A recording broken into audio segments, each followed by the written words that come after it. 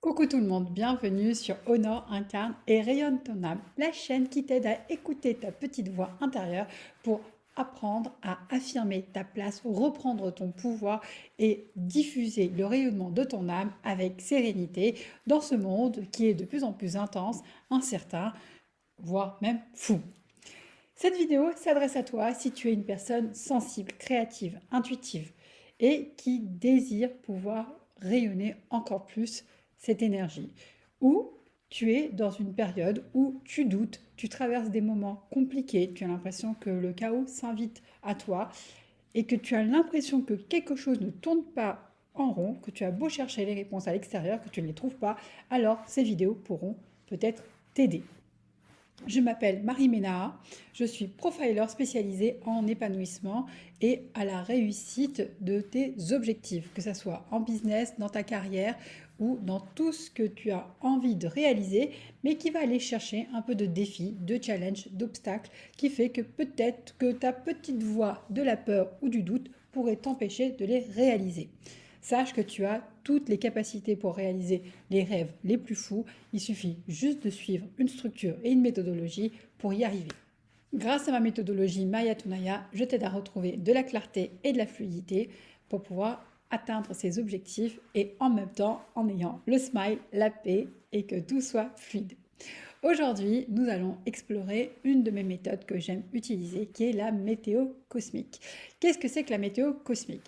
On va aller regarder où se positionne le Soleil. Le Soleil influence 70% de notre humeur. Ça nous permet de nous connecter à notre énergie et d'être plutôt dans la partie haute de notre énergie que la partie basse. Se connecter à la fréquence du Soleil à l'instant présent permet de pouvoir retrouver son niveau de bien-être et donc sa sérénité. J'utilise donc le design humain pour pouvoir connaître la fréquence du Soleil actuellement. Ce Soleil, aujourd'hui, se trouve dans la porte 60. La porte 60, elle se retrouve dans le chakra racine, qui est le centre de l'ancrage, de la sécurité intérieure, et celle qui va te permettre de gérer la pression qui vient du monde extérieur. Elle se trouve exactement à la porte 60, la porte du réalisme. Elle t'invite à regarder pourquoi est-ce que tu ressens des limites en ce moment. Est-ce que tu en as? Si oui, comment tu peux les accepter? Comment tu peux avancer, les dépasser? Qu'est-ce qui est de ton ressort et qu'est-ce qui n'est pas de ton ressort? Et la Terre, en face, elle se trouve dans la porte 56 qui est au niveau de la gorge. C'est la porte de l'expression, de la parole ou de toute forme d'expression de ton monde intérieur face au monde extérieur. Comment tu prends ta place, comment tu trouves l'équilibre entre ton monde intérieur et ton monde extérieur. Et elle se trouve exactement à la porte 56. C'est la porte du conteur. Comment tu vas raconter des histoires, mais pour faire sens, d'accord? Qui va permettre de te stimuler et stimuler ceux qui t'écoutent. Après avoir passé 5 jours à la porte 61, qui était au niveau de la tête, où le soleil t'a invité à te reconnecter à ces questions existentielles pour lesquelles actuellement tu n'avais pas de réponse. Après cette semaine, aujourd'hui, le soleil t'invite à te connecter à cette porte 60, à regarder, à observer où est-ce que ça bloque. Si la semaine dernière, tu as bien ressenti ces questionnements de vide existentiel, des réponses que tu cherches au plus profond de toi, on te demande de regarder cette semaine comment tu pourrais répondre à ces questions. Et là où ça bloque, c'est là où c'est le début des réponses. Cette limite n'est pas là pour te punir, ce blocage n'est pas là pour te punir, elle est là pour te protéger. C'est un peu comme quand tu prends l'avion, si tu as déjà pris l'avion, ou si tu fais des jeux, comment dire, quand tu as fait déjà des... comment dire ça, quand tu vas à Euro Disney ou à Astérix ou à la fête foraine et que tu fais des jeux à risque, d'accord? On vérifie si tu es bien en sécurité avant de lancer le jeu, avant d'autoriser le décollage de l'avion. Et bien, si une limite, un blocage, un défi apparaît dans ta vie et que tu as l'impression de ne pas pouvoir t'avancer et que tu te sens frustré, que tu te sens en colère, que tu te sens dans la tristesse, que ça t'énerve et tout ça, et bien, ça signifie juste que la vie, elle te demande de vérifier si tu es bien en sécurité intérieure, est-ce que tu es bien ancré avant de te laisser avancer. C'est te permettre de voir si avant d'agir, tu as bien intégré ton ancrage. Est-ce que tu as bien intégré cette sécurité intérieure? Parce que si tu y vas sans être ancré dans ton corps, ce n'est pas que des limites que tu vas ressentir, c'est peut-être la catastrophe. Donc, si tu te sens limité, par exemple, si tu es entrepreneur, moi c'est mon cas, ou des fois tu as l'impression que tu n'as pas assez de clients, tu dis, tiens, j'ai beau tout faire et ça ne marche pas. Ça, c'est une limite, d'accord? Ce n'est pas une catastrophe. Une catastrophe, c'est, par exemple, tu as été faire quelque chose, par exemple, tu as attiré des clients et les clients ne te payent pas, si on prend le cas d'un entrepreneur. Ou une limite, c'est, tu as passé à des entretiens d'embauche, mais tu n'as pas eu le job. Ça, c'est une limite, tu vois. Et tu pourrais dire, ouais, pourquoi moi, j'ai pas eu le job? Qu'est-ce qui se passe? Alors que peut-être que si tu avais eu le job, bah, tu serais tombé en burn-out ou tu aurais eu un patron toxique ou un manager toxique ou des collègues qui te rejetaient et qui t'auraient encore plus fait mal, tu vois. C'est la différence entre la limite et la catastrophe. Quand les limites, elles arrivent, c'est pour te dire, attends, est-ce que tu as bien checké tout, d'accord? Est-ce que la sécurité, le harnais est bien mis? Si ce n'est pas le cas, intègre là où il y a observe là où il y a la faille, intègre ce que tu as à faire, corrige, ancre-toi et puis avance. La porte 60, elle t'invite à te poser des questions. Qu'est-ce que je suis en train de vivre et pas de réussir? Qu'est-ce que cette limite m'apprend sur mon rythme? Est-ce que je prends bien soin de mon rythme personnel, de mon corps, de mes émotions, de mes pensées? Est-ce que ce que je suis en train de faire, je l'ai déjà intégré dans mon corps? Par exemple, encore une fois, si je suis un entrepreneur, je veux attirer des clients pour accompagner, tu ne sais pas quel type de clients tu vas attirer qui sont prêts à te payer. Imagine, ils sont en vide existentiel et il y a certaines questions de ton vide existentiel que tu n'as pas répondu. Accompagner ces personnes pourrait te mettre mal à l'aise parce que tu pourrais récupérer comme une éponge des problématiques qui ne t'appartiennent pas.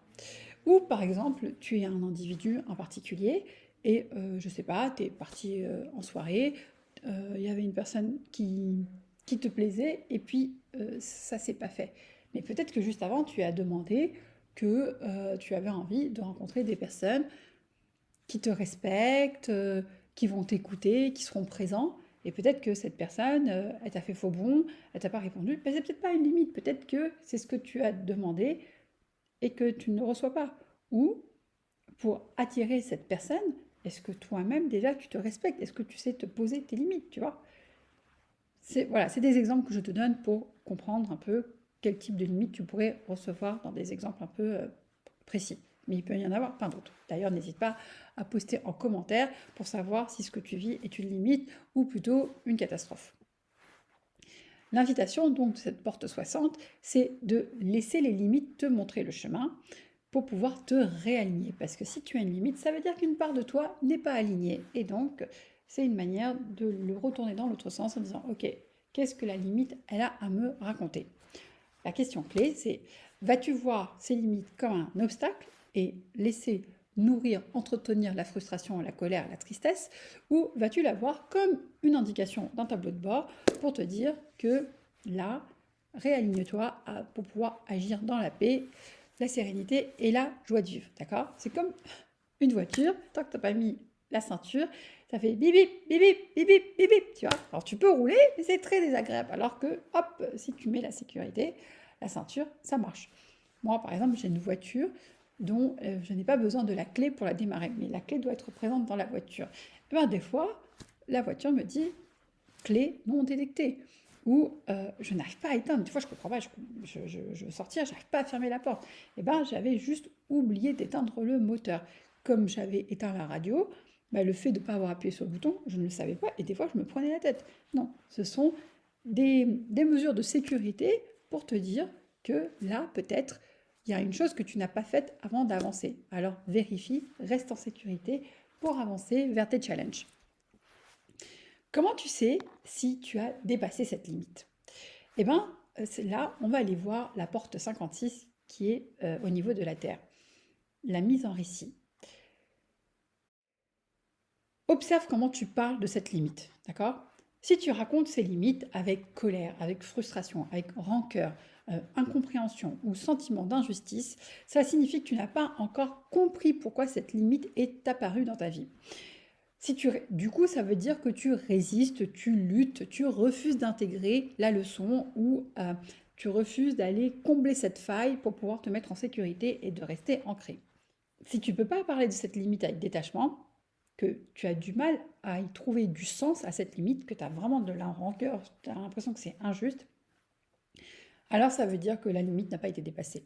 Par contre, si tu peux la raconter avec détachement, avec fun, avec sourire, avec genre tu peux mettre de l'humour à ça, ça veut dire que ça y est, la faille, la limite que tu avais, tu as trouvé la solution pour combler la faille, tu es de nouveau mis en sécurité, tu as grandi, et donc tu commences à la raconter pour inspirer les autres, pour donner du sens, et donc tu ne te plains plus, tu n'es plus en position de victime.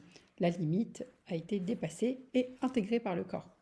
La porte 56, elle est là pour raconter ce qui est utile. Donc des fois, tu pourrais peut-être enjoliver, peut-être enlever certains détails, aller à l'essentiel, parce que ce qui compte, c'est la morale de l'histoire et pas forcément le comment. Tant que c'est vivant et porteur du sens et que ton expérience peut inspirer les autres, qui devient donc une sagesse partagée, alors la porte 56 est alignée. Donc, si tu vis en ce moment une limite, regarde comment tu en parles. Si tu en parles avec colère, frustration, sentiment d'injustice, genre les sourcils froncés, ouais, fais chier, enfin voilà, tu parles comme ça. Bon, sache que pour le moment, la limite, tu ne l'as pas intégrée. Mais si tu es là, ah ouais, ouais, je ne me suis pas réveillée, je suis arrivée en retard, je me suis fait engueuler par le boss, mais bon, tout va bien, c'est pas grave. Si tu arrives à la raconter comme ça veut dire que tu as compris, peut-être que tu n'as pas mis le réveil, peut-être que tu t'es couché trop tard, tu as compris la leçon et tu as transcendé cette limite. La question clé de cette porte, c'est est-ce que tu vas continuer à te plaindre, à agir comme une victime, à accuser, ou es-tu prêt à intégrer ce processus de transformation pour finalement encore plus rayonner, être dans l'énergie de l'amour, de la joie de vivre, pour raconter ce processus de transformation et de libération. Le message global de ce duo, c'est elle est là pour t'enseigner une loi très simple et puissante. Tout ce que tu vas intégrer dans tes cellules, dans ton corps, devient une sagesse que tu pourras transmettre. Surtout toi qui m'écoutes, si tu es entrepreneur dans la spiritualité en tant que coach ou thérapeute, dis-toi que si tu ne trouves pas de clients, que l'argent ne rentre pas, que l'argent ne reste pas, ou tu as l'impression qu'il n'y a pas de visibilité, par exemple, ce sont juste des limites pour te demander est-ce que tu es bien positionné, est-ce que tu es bien ancré avant qu'on puisse te laisser raconter ton histoire. L'ensemble nous dit que tant que quand tu pourras raconter cette histoire avec clarté, que tu pourras mettre des mots justes de ce que tu as traversé, alors là, tu auras incarné cette limite et tu auras encore élevé ton taux vibratoire.